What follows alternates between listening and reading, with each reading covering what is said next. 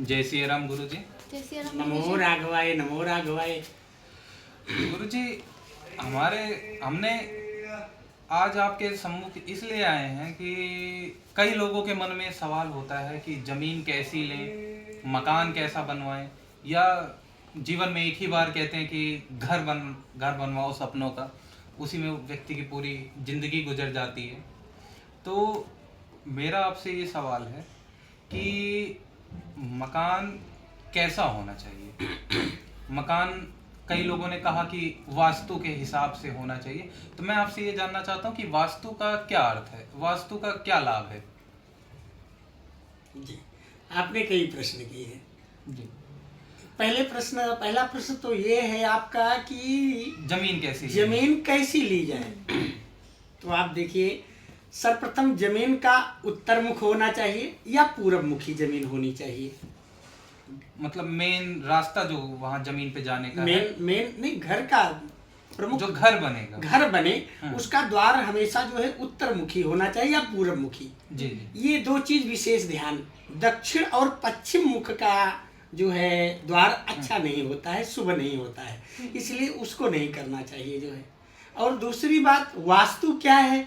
वास्तु का जीवन में बड़ा प्रभाव पड़ता है जो है, जैसे कि धन धान्य से, पुत्र से, घर में अनन्य प्रकार की बीमारियां आती हैं, घर में केवल कन्याओं का ही जन्म होता है अगर वास्तु दोष होता है। पर महाराज, कन्या तो हमारे यहाँ देवी की तरह पूजी जाती है, तो कन्याओं का होना तो कोई गलत बात नहीं है। सही है, लेकिन एक बात मैं आपसे बताऊं कि भैया गलान मेरो सुत नाही, है ना।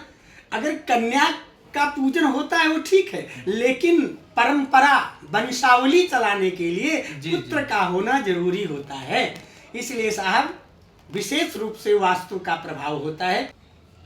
जैसे आपने बताया वास्तु का प्रभाव होता है, तो मेरा ये सवाल है आपसे कि मैंने जमीन ली है, मैं मकान बनाने जा रहा हूँ, तो मुझे किन किन बातों का विशेष ध्यान देना चाहिए मकान बनवाते वक्त। साहब सबसे पहले तो आप देखेंगे कि हमारा उत्तर मुख है, और उत्तर मुख में जो है आग्नेय कोण आ गया आपका, जहाँ पे रसोई होनी चाहिए। वायव्य कोण होना चाहिए, जहाँ पे आपका पूजा रूम होना चाहिए। शयन कक्ष हमेशा जो है उत्तर और दक्षिण के भाग में होना चाहिए। ये सब चीज विशेष रूप से ध्यान देने योग्य हैं। कहाँ पे जल का प्रबंध हो, तो इन सब का विशेष रूप से ध्यान देना चाहिए। आपने जैसे जो अभी कोण वगैरह बताए, वो थोड़ा आम भाषा में इस्तेमाल नहीं होते। मैं आपसे जैसे मुझे आसान भाषा में बताइए। आसान भाषा आपका ये है कि जैसे कि दक्षिण दिशा आप जानते हैं, दक्षिण दिशा जी, जी। तो दक्षिण दिशा पे जो है हमेशा जो है अग्नि का वास होता है दक्षिण दिशा में, जी। तो इसलिए वहाँ पे रसोई होनी चाहिए। दक्षिण दिशा पे, दक्षिण वाली दीवार पे हम कहीं पर भी, हाँ, कहीं पे भी आप दक्षिण कोना देख करके तो कहीं पे कर सकते हैं। और वायव्य कोण जो हमने बताया वो पूरब और उत्तर का कोना होता है। उत्तर पूर्व कोना, पूरब उत्तर का कोना होता है जी। तो उस पे आप पूजा विशेष रूप से, जहाँ देवताओं का वास होता है उत्तर पूर्व में आप उसको कर सकते हैं जो है। और नैत्रीय आदि कोण पे जो है, जैसे नहाने का स्नानागृह हो गया आदि आदि, इन सब का प्रयोग किया जाता है। ये किस जगह पे होना चाहिए। ये आपका पश्चिम वाले कोना पे होना चाहिए, दक्षिण और पश्चिम के कोने, दक्षिण और पश्चिम में जी। इस प्रकार से महाराज जी, एक सवाल ये है कि जैसे पूजा घर तो हमने उत्तर पश्चिम में, उत्तर पूर्व वायव्य कोण में बनवा लिया। हाँ। हमारे यहाँ पे तुलसी रखने का बहुत महत्व है। हाँ। तो हम तुलसी कहाँ पे रखें। देखिए साहब, तुलसी भी जो है उसी स्थान पे वायव्य ना, जहाँ पे उत्तर पूर्व कोना पे ही तुलसी रखी जाती है। और तुलसी का विशेष महत्व होता है। यदि तुलसी आपके आंगन में है तो आपके शरीर में, आपके घर में कोई दोष नहीं होगा, जिसे कहते हैं जैसे कि पितृदोष हो गया। फिर उसके बाद जो है ये एक प्रकार का जो है कोई बाहरी आक्रमण जैसे होता है, जी जी, प्रेत बाधा विशेषतया का, वो सारे दोष जो है निवृत्त हो जाते हैं तुलसी की पूजा करने से जो है। जी, मैं समझ गया।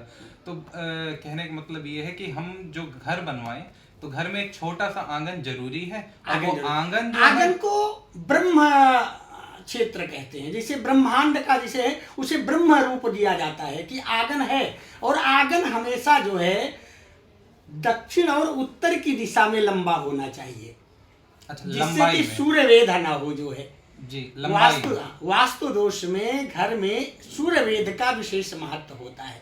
सूर्य वेद ये होता है जैसे कि हमेशा घर जो है वर्गाकार में होना चाहिए जो है, आयताकार वर्गाकार जी, विशेष रूप से जो चौकोर में। हाँ, उसका, ताकि जो है हमें दक्षिण और उत्तर के भाग में जो है हमें ये ब्रह्म स्वरूप जो बोला जाता है उसका भाग होना चाहिए जो है आंगन का, जी।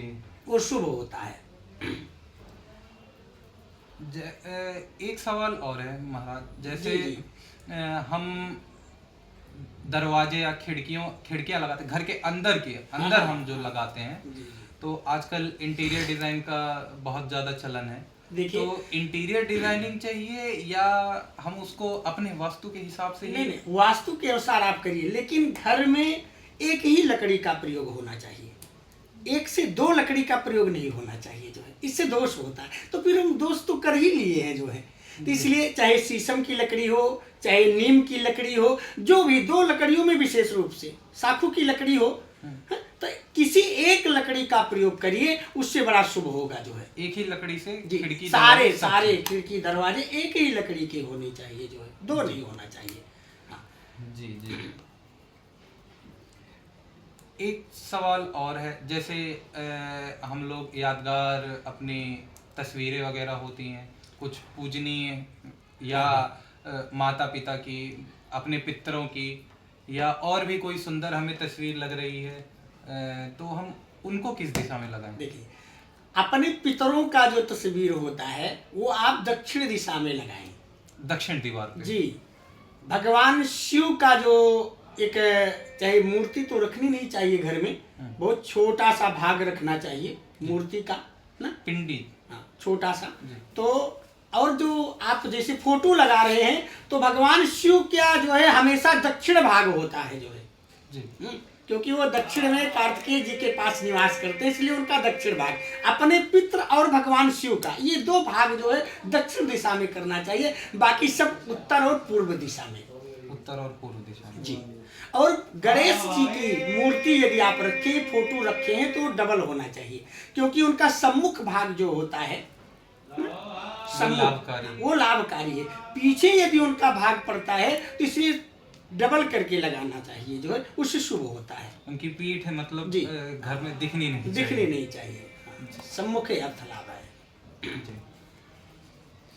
और जैसे महाराज जी, हम मान लीजिए हम पुराने घर में रह रहे हैं, वहाँ से हम नए मकान में जा रहे हैं, अपना नया हमने मकान बनवाया है, तो हम क्या क्या चीज़ें वहाँ नए मकान में अपनी ले जा सकते हैं पुरानी चीज़ों को लेकर? देखिए साहब, वैसे तो पुरानी ईंटों का भी प्रयोग नए घर में नहीं किया जाता है ना? जी। तो और पुराने जो हो उनको दान कर देना चाहिए, पुराने दान कर दें। पुराने दान कर दें तो अच्छा है। नए वस्तु खरीद करके नए गृह में आप जा रहे हैं, तो नई चीजों का इस्तेमाल करना चाहिए, प्रयोग करना चाहिए, ये शुभ है। महाराज जी, जैसे थोड़ा इसको हमारे सबके यहाँ पे दान दहेज में मिल जाता है, तो किसी का दहेज वाला बिस्तर हो तो उसको कैसे दान करके नहीं आए? नहीं, देखिए वो चीजें नहीं, जैसे कुछ चीजें क्या होती हैं, अब अपना तो जो प्रयोग में लाई हुई वस्तु है उसको आप ले जा सकते हैं।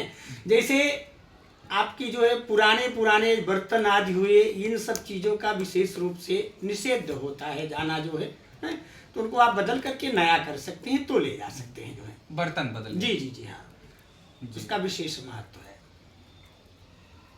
हमने महाराज जी जैसे मान लीजिए नया घर बनवाया, और उसके बाद हमें लग रहा है कि नहीं, हम जब से यहाँ आए हैं तो कुछ चीज़ें तो बहुत अच्छी हो रही हैं, लेकिन कुछ चीज़ें ठीक नहीं चल रही हैं, तो हमें कैसा पता चलेगा कि वो मकान की वजह से हो रहा है या कोई नकारात्मक ऊर्जा उसमें आ गई है? ऐसा होता है।